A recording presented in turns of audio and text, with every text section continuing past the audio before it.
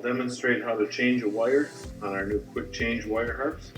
Here's a broken wire, so now I'm just going to pull the pre-wound section off.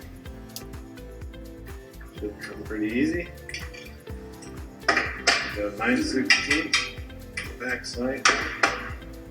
Unroll that and pull that out. I need about a 1/4 inch of thread here, so I'm going to back that back out. I'll take the wire. We can cut these to length at no charge, or you can order full length so that they work anywhere, including the adjustable harp. I'm going to slide this on the pin, and I'm going to cut it about 3 inches long. And now I'm going to put it through the hole in this wire. Wire bolt. With a 1/2 inch wrench. Change that up. Like that.